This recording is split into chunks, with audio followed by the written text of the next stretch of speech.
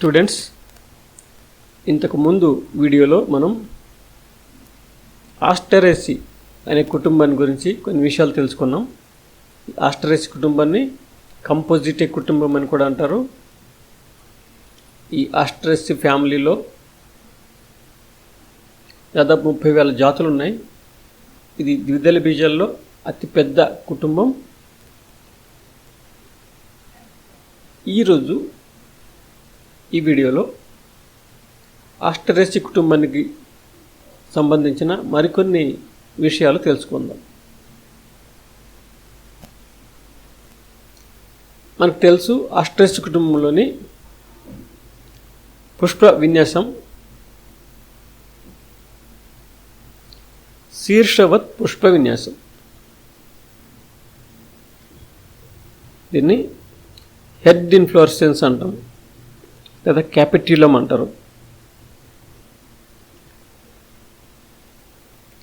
ఇది ఈ కుటుంబానికి సంబంధించిన ఒక ప్రధానమైన గుర్తింపు లక్షణం అన్నమాట. మనం పుష్ప విన్యాసం చూడగానే ఇది ఆస్ట్రేసి కుటుంబానికి చెందింది అని చెప్పి మనకి డౌట్ వచ్చేస్తుంది.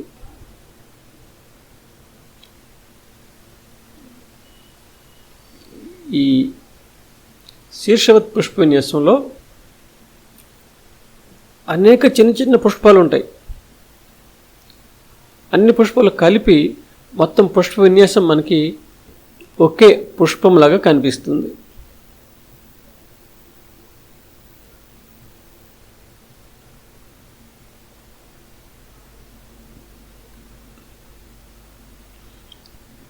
ఆ చిన్న చిన్న పుష్పాలు వృంతరహితమైన పుష్పాలు అన్నమాట. ఆ పుష్పాలకు వృంతాలు ఉండవు, అందుకని అన్ని పుష్పాలు దగ్గరగా ఉండేసి ఒకే పుష్పంలా కనిపిస్తుంది అన్నమాట. ఆ పుష్పాలని పుష్పకాలు అంటారు. ఆ చిన్న చిన్న పుష్పాలని పుష్పకాలు అంటారు. చిన్న పుష్పం కూడా దాన్ని పుష్పకం అంటాం అన్నమాట. కాబట్టి ఈ హెడ్ లేదా క్యాపిట్యులం అనేటటువంటి ఈ ఇన్ఫ్లోరెసెన్స్లో large number of small sessile flowers called florets. Floret అంటే పుష్పకం. Are closely grouped in a disc like receptacle. So మొత్తం పుష్ప విన్యాసం మనకు ఒకే పుష్పలా కనిపిస్తుంది. ఇప్పుడు బంతి పువ్వు కానీ, చామంతి పువ్వు కానీ, గడ్డి చామంతి కానీ, పొద్దుతిరుగుడు పువ్వు కానీ, అవి ఒక పువ్వు కాదు. అది ఒక పువ్వులోనే మనకి పువ్వులా కనిపించే దాంట్లోనే అనేక చిన్న చిన్న పువ్వులు ఉంటాయి అనమాట. మొత్తం కలిపి అదొక పుష్ప విన్యాసం అనమాట. పుష్ప విన్యాసం మనకు ఒక సింగిల్ ఫ్లవర్ లాగా మనకు కనిపిస్తుంది అనమాట. అది ఈ శీర్షవత్ పుష్ప విన్యాసం యొక్క ప్రత్యేకత అనమాట. ఈ శీర్షవత్ పుష్ప విన్యాసంలో మళ్ళీ 2 రకాలు ఉన్నాయి. హోమోగామస్ హెడ్, హెటెరోగామస్ హెడ్. హోమోగామస్ హెడ్ అంటేనేమో సమపుష్పి శీర్షవత్ పుష్ప విన్యాసం. అంటే ఆ పుష్ప విన్యాసంలో ఎన్ని పుష్పాలు అయితే ఉన్నాయో అవన్నీ కూడా ఒకే రకంగా ఉంటే దాన్ని సమపుష్పి శీర్షవత్ పుష్ప విన్యాసం అంటారు. అదే ఒక పుష్ప విన్యాసంలోని వేరువేరు రకాల పుష్పాలు ఉంటాయి, దాన్ని భిన్న పుష్పి శీర్షవత్ పుష్ప విన్యాసం అంటాం, లేదా హెటెరోగామస్ హెడ్ అంటాం. ఈ విధంగా ఈ శీర్షవత్ పుష్ప విన్యాసం అనేది 2 రకాలు అనమాట. సమపుష్పి శీర్షవత్, భిన్న పుష్పి శీర్షవత్. సమపుష్పి శీర్షవత్ లేదా హోమోగామస్ హెడ్ అంటేనేమో అన్ని పుష్పాలు ఒకేలా ఉంటాయి. ఒక పుష్ప విన్యాసంలో ఉన్నటువంటి అన్ని పుష్పాలు ఒకేలా ఉంటే దాన్ని సమపుష్పి శీర్షవత్ పుష్ప విన్యాసం అంటాం. ఒక పుష్ప విన్యాసంలోని పుష్పాలు వేరువేరు రకాలుగా ఉంటే దాన్ని భిన్న పుష్పి శీర్షవత్ పుష్ప విన్యాసం లేదా హెటెరోగామస్ హెడ్ అని అంటాం అన్నమాట. అయితే ఈ సమపుష్పిలో మళ్ళీ 2 రకాలు ఉన్నాయి. అదేంటంటే హోమోగామస్ హెడ్, ట్యూబులర్ ఫ్లోరెట్స్. అంటే అన్ని పుష్పాలు కూడా చక్ర పుష్పాలు అయినట్టయితే అన్ని ట్యూబులర్ ఫ్లోరెట్స్ ఉంటే అదొక రకం. ఎగ్జాంపుల్ బ్లూమియా. అలాగే సమపుష్పి ఈ శీర్షవత్ పుష్ప విన్యాసంలో అన్ని లిగ్యులేట్ ఫ్లోరెట్స్ ఉంటాయి, అంటే అన్ని కిరణ పుష్పకాలు ఉంటాయి, అదొక రకం అనమాట. Examples అజిరేటం, Vernonia. సో భిన్న పుష్పికి మనకి ఎగ్జాంపుల్ ఏంటంటే ట్రైడాక్స్, గడ్డి చామంతి, లేదా ఈ పొద్దుతిరుగుడు పువ్వు కూడా ఒక మంచి ఎగ్జాంపుల్ దీనికి.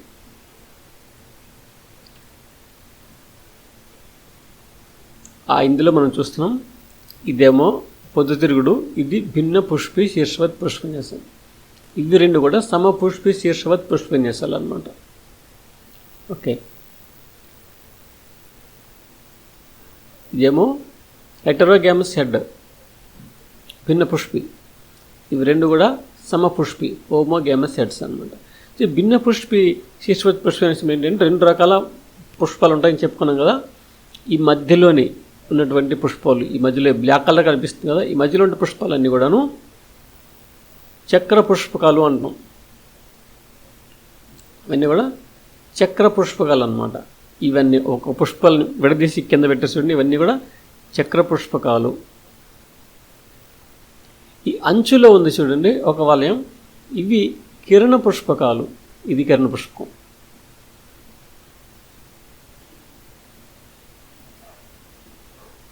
ప్రధానంగా మనకి ఆకర్షణ పత్రాల్లోనే తేడా కనిపిస్తుంది అన్నమాట. ఇది ఆకర్షణ పత్రాలన్నీ ఒక ట్యూబ్ లాగా ఉన్నాయి. ఇందులోనేమో ఆకర్షణ పత్రాలు ఒక 4 ఆకారంలో ఉన్నాయి. అందుకని దీన్ని ట్యూబులర్ ఫ్లోరెట్స్ అంటాం, దీన్నేమో లిగ్యులేట్ ఫ్లోరెట్ అంటాం.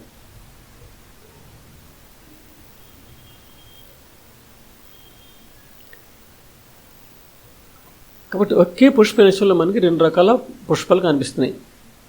ఈ అంచులో ఉన్నవేమో కిరణ పుష్పకాలు లేదా రే ఫ్లోరెట్స్ లేదా లిగ్యులేట్ ఫ్లోరెట్స్.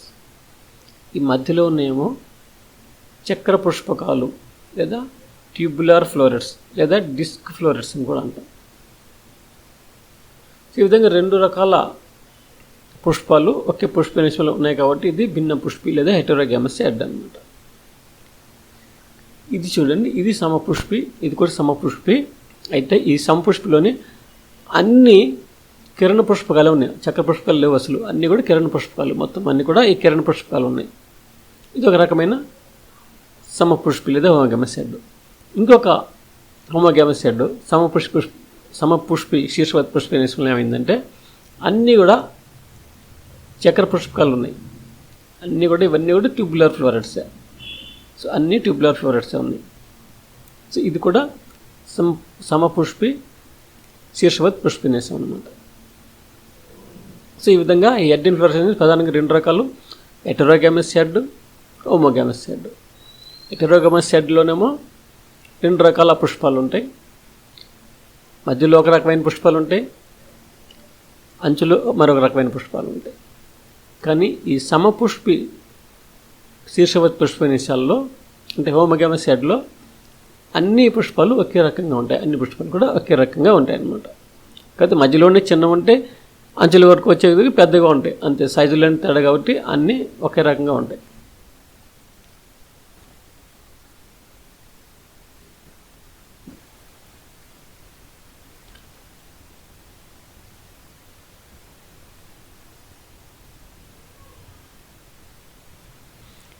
ఇందులో మనం చక్ర పుష్పకాలు, కిరణ పుష్పకాలు మరింత స్పష్టంగా చూడొచ్చు.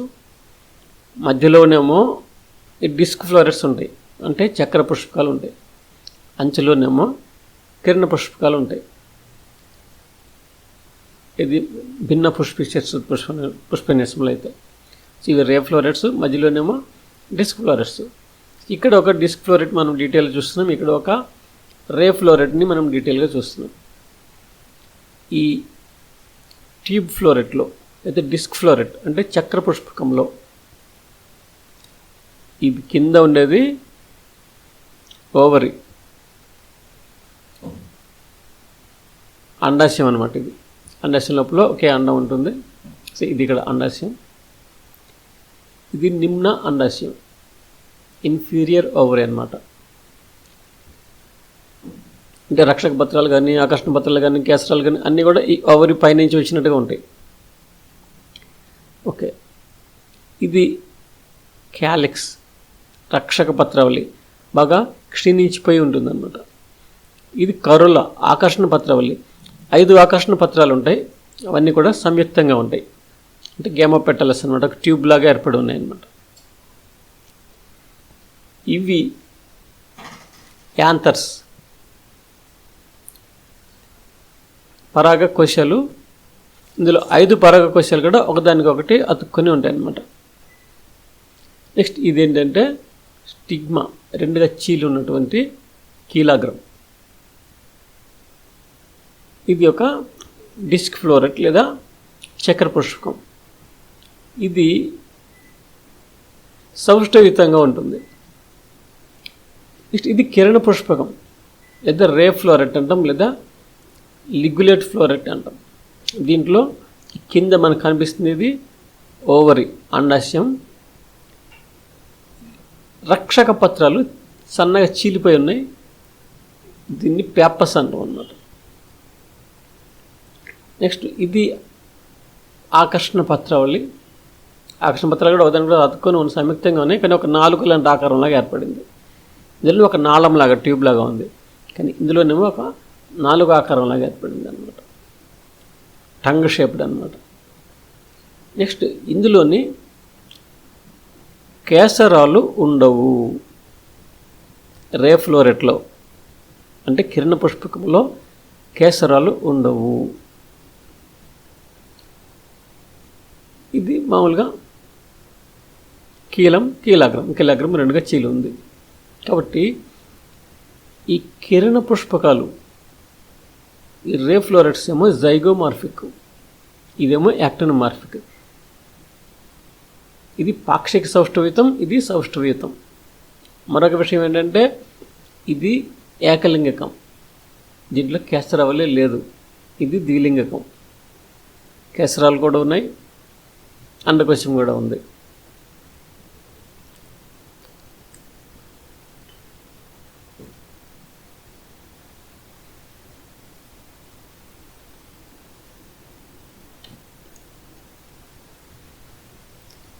ఈ డయాగ్రామ్లో కూడా మనం కిరణ పుష్పకాలని, చక్ర పుష్పకాలను చూడొచ్చు.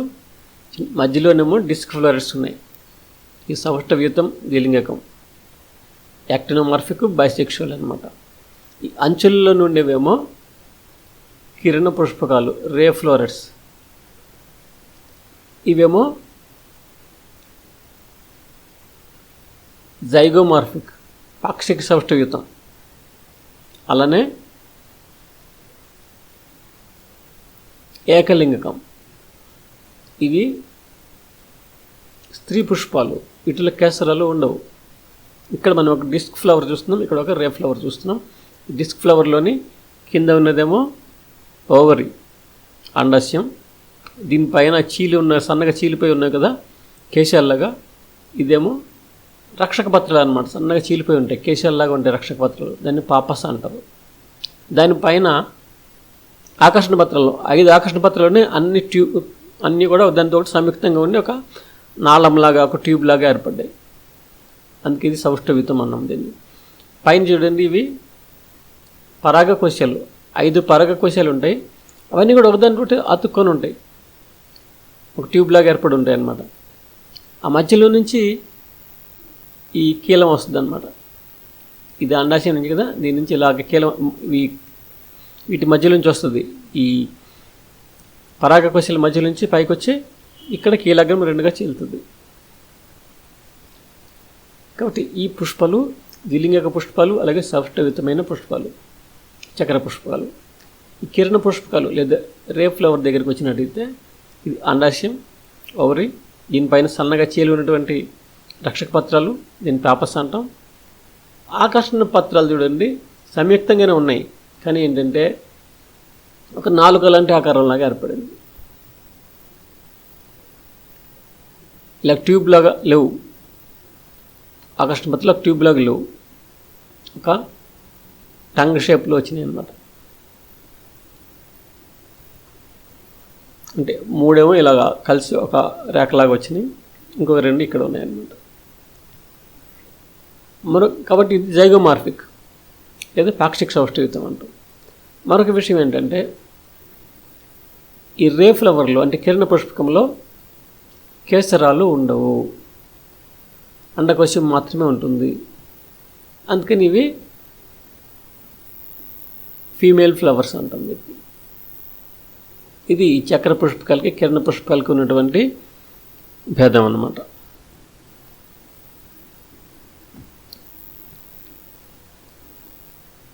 పుష్పాలు బ్రాక్టియేట్ అంటే పుష్పపుచ్చం ఉంటుంది, పుచ్చ సహితం. ఈ బ్రాక్టియోలేట్ అంటే లఘుపుచ్చ రహితం. పెంటమీరిస్ అంటే పంచభాగయుతం. అలాగే ఎపిగైనిస్ అంటే అండకోశోపరికం.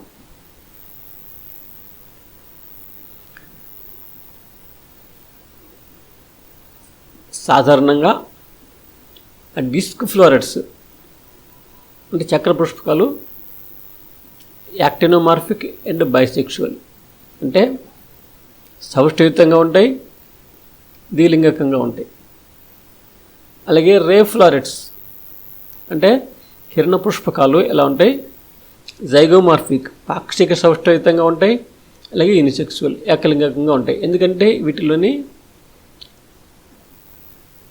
సాధారణంగా ఈ పరాగ కోశాలు ఉండవు కిరణ పుష్పకాల్లో.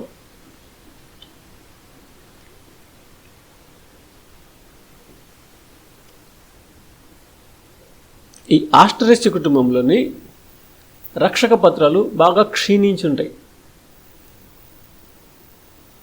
బాగా క్షీణించిపోయి కేశాలలాగా హెయిర్ లాగా ఏర్పడిపోయి ఉంటే దీన్ని పాపాస్ అని పిలుస్తాం అన్నమాట. ఇది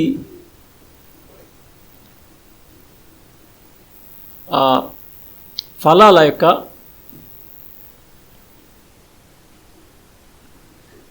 డిస్ట్రిబ్యూషన్కి ఉపయోగపడుతుంది. డిస్పెర్సల్ ఆఫ్ ది ఫ్రూట్స్కి ఇది ఉపయోగపడుతుంది అన్నమాట. నెక్స్ట్ మనం కొరుల్లా. కొరుల్లా అంటే ఆకర్షణ పత్రావళి. 5 ఆకర్షణ పత్రాలు ఉంటాయి. 5 ఆకర్షణ పత్రాలు కూడా సంయుక్తంగా ఉంటాయి. గేమా పెటాలస్ అది కిరణ పుష్పం కానీ చక్ర పుష్పం కానీ దేంట్లో అయినా సరే 5 ఆకర్షణ పత్రాలు ఉంటాయి. అవి సంయుక్తంగా ఉంటాయి. ఇక వెల్వెట్ ఎస్టివేషన్ అంటే కవ్వాటయుత పుష్పరచన ఉంటుంది.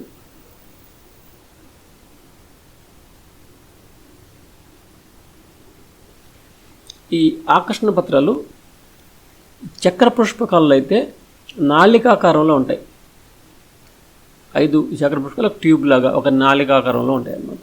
అది కిరణ పుష్పకాల్లో అయితే జిహ్వాకారంలో ఉంటాయి, లిగ్గులేటుగా ఉంటాయి, అంటే నాళికాకారంలో ఉంటాయి అన్నమాట. జిహ్వాకారం అంటాం. జిహ్వ అంటే టంగ్. ఈ కిరణ పుష్పకాల్లో ఏంటంటే 3 ఆకర్షణ పత్రాలేమో పెద్దగా ఉండి ఒక రెక్క లాంటి నిర్మాణం ఏర్పడుతుంది. ఇంకో 2 ఆకర్షణ పత్రాలేమో క్షీణించి ఉంటాయి.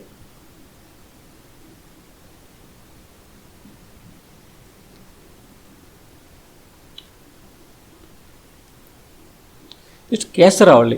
ఎల్డ్రిషియం కేసరావళి 5 కేసరాలు ఉంటాయి. ఈ 5 కేసరాలు కూడా ఎపిపెటాలస్ అంటే మకుటదలోపరి స్థితం. కేసరాలు ఆకర్షణ పత్రాలకి అతుక్కొని ఉంటే దాన్ని మకుటదలోపరి స్థితం అంటాం. ఎపిపెటాలస్ స్టామెన్స్ అంటాం. అంటే stamens are fused with the petals. అయితే ఇందులో ఒక ప్రత్యేకమైన లక్షణం ఆస్ట్రస్ కుటుంబంలో ఏంటంటే సింజెనిషియస్ యాంథర్స్ ఉంటాయి. సింజెనిషియస్ యాంథర్స్ అంటే పరాగకోశ సంయుక్తం.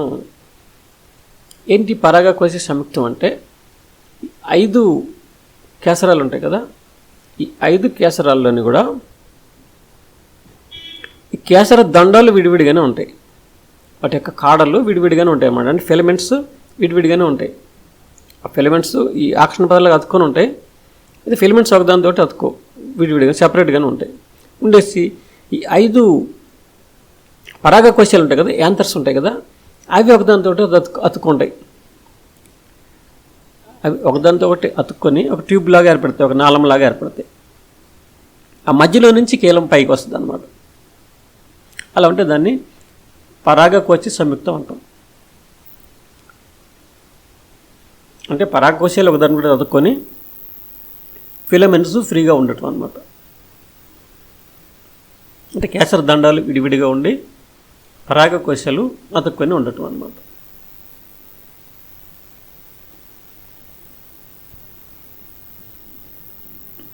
ఈ పరాగకోశాలు ద్వికక్షికం, అంతర్ముఖం, పీఠ సంయోజితం.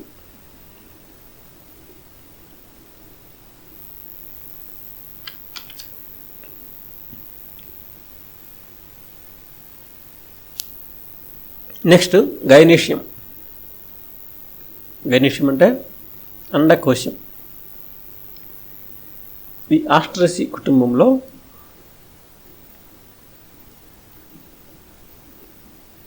ద్విఫలదళ సంయుక్త ఏకబెలయుత అండాశయం ఉంటుంది. బైకార్పెల్లరీ, సింకార్పస్, యూనిలోక్యులర్ ఓవరీ ఉంటుంది అనమాట.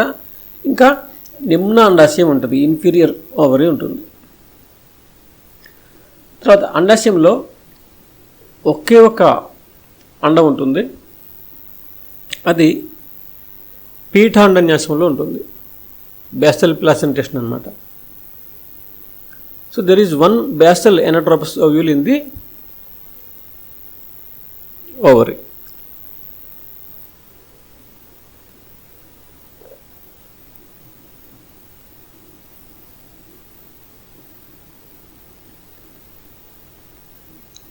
తర్వాత స్టైల్ టెర్మినల్ అగ్రకీలం, స్టిగ్మా బైఫిడ్ అంటే కీలగ్రం రెండుగా చీలి ఉంటుంది.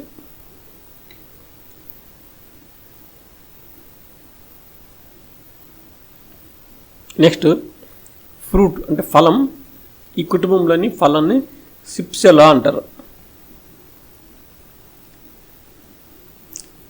ఈ సిప్సెలాకి ఈ పాపస్ అనేది అతుక్కుని ఉంటుంది. అంటే రక్షక పత్రాలు కేశాల్లాగా సన్నగా ఉంటాయని చెప్పుకున్నాం కదా. ఆ రక్షక పత్రాలు క్షీణించి ఆ కేశాల నిర్మాణం ఏర్పడుతుంది, దాన్ని పాపస్ అంటాం కదా. ఈ పాపస్ అనేది ఫలానికి అతుక్కొని ఉంటుంది అన్నమాట. అతుక్కొని ఆ ఫలాలు గాలి ద్వారా వ్యాపించడానికి సహాయపడుతుంది. దీన్నే పారాసూట్ మెకానిజం అంటాం.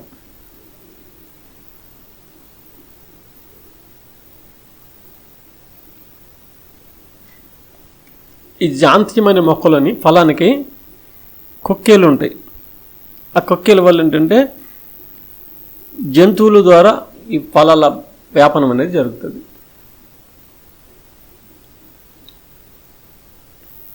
తర్వాత పాలినేషన్, పరాగ సంపర్కం.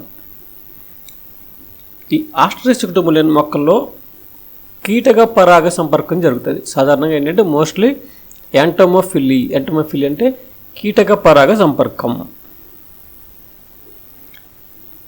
కానీ కొన్ని జాతుల్లోనే ఏంటంటే యానిమోఫిల్లీ అంటే వాయు పరాగ సంపర్కం జరుగుతుంది. ఈ వాయు పరాగ సంపర్కం జరిగే జాతులకి ఉదాహరణలు ఏంటంటే ఆర్టెమిసియా, అలాగే జాంతియం. వీటిలోని యానిమోఫిల్లీ వాయు పరాగ సంపర్కం జరుగుతుంది. కానీ సాధారణంగా ఏంటంటే యాంటోమోఫిల్లీ కీట పరాగ సంపర్కమే ఎక్కువ జాతులు జరుగుతుంది అన్నమాట.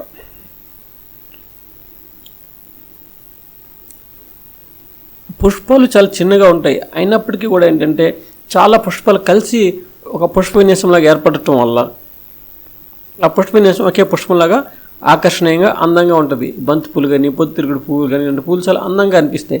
అందంగా ఉండటం వల్ల కీటకాలని ఆకర్షిస్తాయి అన్నమాట.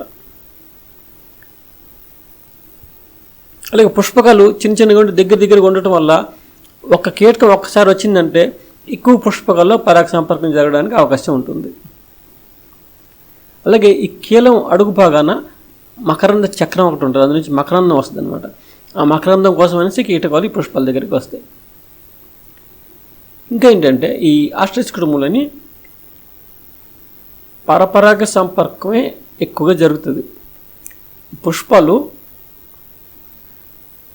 ప్రోటాండ్రీ అనే లక్షణం కలిసి ఉంటాయి. ప్రోటాండ్రీ అంటే పుంభాగ ప్రథమోత్పత్తి. అంటే ఒక పుష్పంలోని కేసరాలు ముందుగా పక్వానికి వస్తాయి, ఆ తర్వాతనే ఈ అండకోశం పక్వానికి వస్తుంది అన్నమాట. అందువల్ల ఏంటంటే ఈ పరాగకోశం నుంచి పరాగ రేణువులు విడుదలయ్యే సమయానికి కీలం పక్వ దశలో ఉండదు.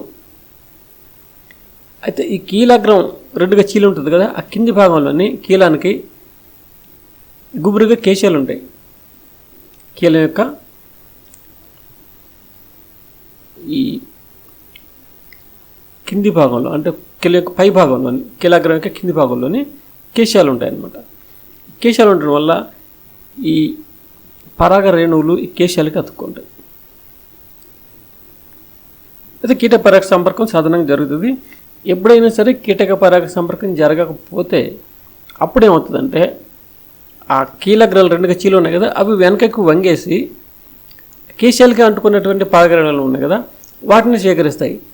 అది ఆత్మపరాగ సంపర్కం. అంటే పరపరాగ సంపర్కానికి ఎక్కువ ప్రిఫరెన్స్. కానీ ఒకవేళ పరపరాగ సంపర్కం జరగకపోతే అప్పుడు ఆత్మపరాగ సంపర్కం జరుగుతుంది. ఎలా జరుగుతుంది? ఆ కీలాగ్రాలు వెనకకి వంగి ఆ కేశాలకు అతుకున్నటువంటి పరాగరేణులను సేకరిస్తాయి అన్నమాట. దీన్ని సేఫ్టీ మెకానిజం అంటాం, భద్రత యాంత్రికం అంటాం. ఈ ఆస్ట్రస్ కుటుంబంలోని భద్రత యాంత్రికం అంటే ఏంటి? పరపరాగ సంపర్కం కానీ జరగకపోతే అప్పుడు ఆ కీలాగ్రాలు వెనుకకి వంగి ఆ కీలానికి ఉన్నటువంటి కేశాల మీద ఉన్నటువంటి పరాగరేణులు సేకరించి ఆత్మపరాగ సంపర్కం జరుపుకోవడాన్నే సేఫ్టీ మెకానిజం లేదా భద్రతా యాంత్రికం అంటాం అన్నమాట. నెక్స్ట్, ఈ కుటుంబం యొక్క ఆర్థిక ప్రాముఖ్యత. ఈ ఆస్ట్రస్ కుటుంబంలోని మొక్కలు అనేక రకాల ఆర్థిక ప్రాముఖ్యతని కలిగి ఉన్నాయి. అందులో మొదటిది ఏంటంటే అలంకరణ మొక్కలు, ఆర్నమెంటల్ ప్లాంట్స్. అంటే అందం కోసం పెంచుకునేటువంటి మొక్కలు అన్నమాట. ఇళ్ళలో కానీ తోటల్లో కానీ పెంచుకునేటువంటి మొక్కలు అలంకరణ మొక్కలు అన్నమాట. అవి చాలా ఉన్నాయి. మనం చెప్పుకున్నాం ఏంటంటే పొద్దుతిరుగుడు పువ్వు, సన్ఫ్లవర్, అలాగే బంతిపూలు, హాజెటస్ పటుల, అలాగే చామంతి పూలు, క్రైసాంతమం, అలాగే కాస్మోస్ పూలు, అలాగే జినియా, బంగాళబంతి, ఇంకా గోల్డెన్ రాడ్స్,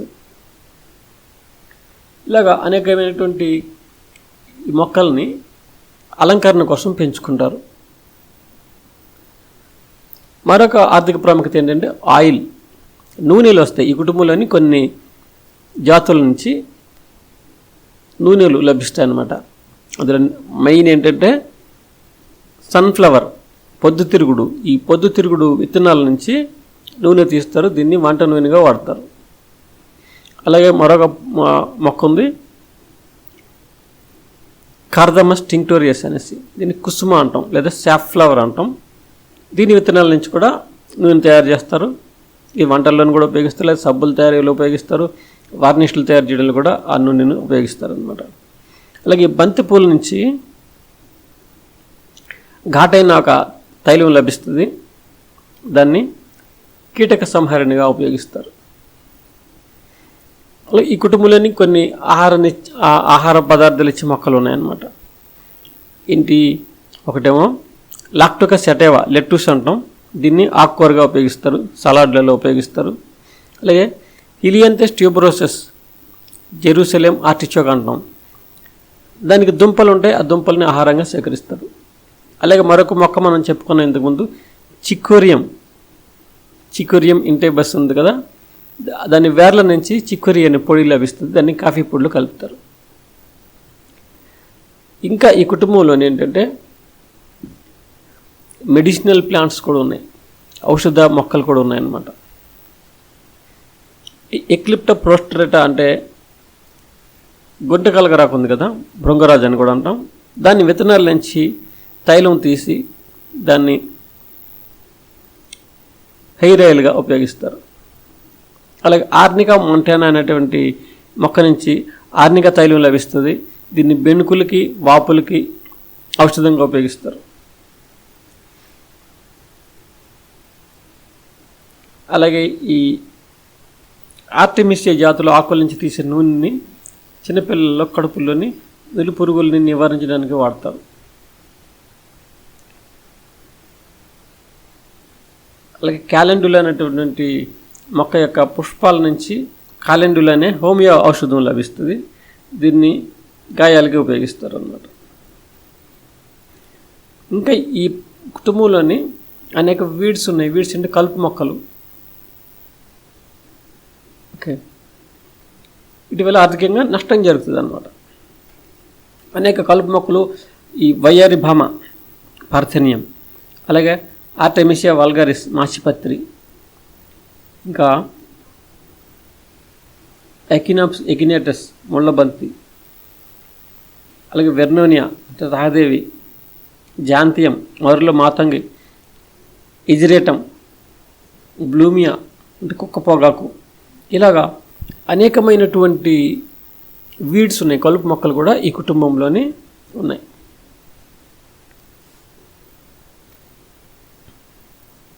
ఇది గడ్డి చామంతి చూడండి, ఒక ట్విగ్, ఒక కొమ్మ,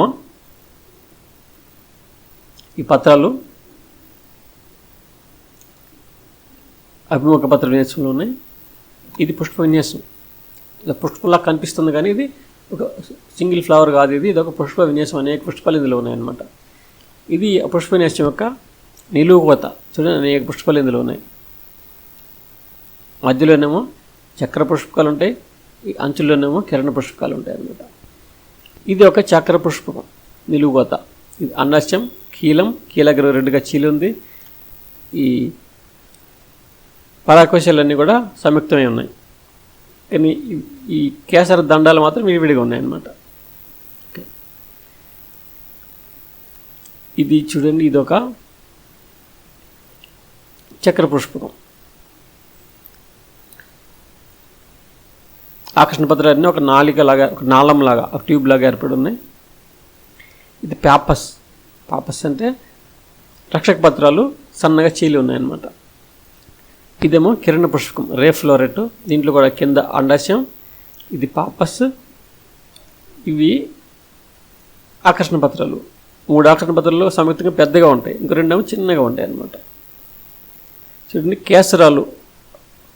కేసర దండాలు ఫిలమెంట్స్ విడివిడిగా ఉన్నాయి, పరాకోశాలన్నీ ఒకదాన్ని కూడా అతుక్కొని ఉంటాయి అన్నమాట. ఇదేమో అండాశయం అడ్డుకోత, ఇది చక్ర పుష్పకం యొక్క పుష్పచిత్రం, ఇదేమో కిరణ పుష్పం యొక్క పుష్పచిత్రం. చక్ర పుష్పకంలోని అండాశయం కూడా ఉంది, కేసరాలు కూడా ఉన్నాయి. ఈ పరాకోశాలన్నీ కూడా ఒకదానితో అతుక్కొని ఉన్నాయి.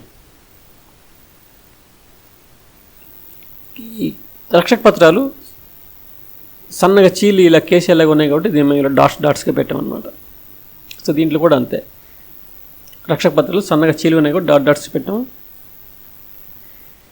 ఆకర్షణ పత్రాలు ఏమో 3 ఏమో ఇలా పెద్ద ఆకర్షణ పత్రాలు ఉన్నాయి, 2 ఏమో చిన్న ఆకర్షణ పత్రాలు ఉన్నాయి. 3 పెద్దవి ఉంటాయి, 2 ఏమో చిన్న ఉంటాయి వీటి పక్క. దీంట్లోనేమో అన్ని ఆకర్షణ పత్రాలు సమానంగా ఉంటాయి. నెక్స్ట్ ఇందులోని కేసరావులు ఉండదు, అండకోశం ఒకటి ఉంటుంది, ఇవి స్త్రీ పుష్పాలు. ఈ కుటుంబం యొక్క గుర్తింపు లక్షణాలు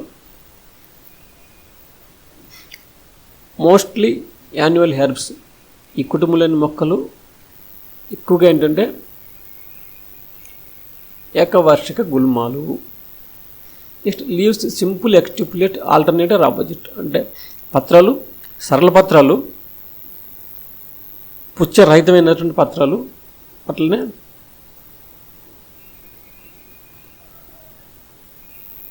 పత్ర విన్యాసం ఏకాంధ్ర పత్ర విన్యాసం లేదా అభిముఖ పత్ర విన్యాసం ఉంటుంది. ఇంకా మెయిన్ లక్షణం ఏంటంటే హెడ్ ఇన్ఫ్లోరసెన్స్, శీర్షవత్ పుష్ప విన్యాసం ఉంటుంది. ఇంకా క్యాలిక్స్ రెడ్యూస్ టు ప్యాపస్, అంటే రక్షక పత్రాలు బాగా క్షీణించిపోయి సన్నగా కేశాల్లాగా ఏర్పడి ఉంటాయి, దాన్ని పాపస్ అని పిలుస్తాం. ఇంకా సింజెనిషియస్ యాంథర్స్ అంటే పరాగకోశ సంయుక్తం, అంటే 5 కేసరాలు ఉంటాయి, కేసర దండాలు విడివిడిగా ఉంటాయి కానీ 5 పరాగకోశాలు ఒక దాంట్లో అతుక్కొని ఉంటాయి. దీన్ని పరాగకోశ సంయుక్తం అంటాం లేదా సింజెనిషియస్ యాంథర్స్ అంటాం. ఇంకా అండాశయానికి వచ్చేటప్పటికి బైకార్పెల్లరీ సింకార్పస్ ఇన్ఫీరియర్ ఓవరీ, అంటే ద్విఫలదళయుతం,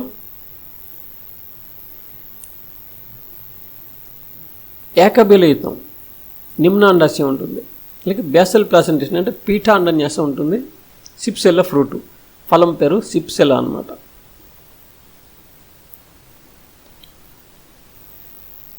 ఇప్పుడు మనకు చెందిన మొక్కల్ని, ముఖ్యమైనటువంటి మొక్కల్ని ఒకసారి మళ్ళీ చూద్దాం.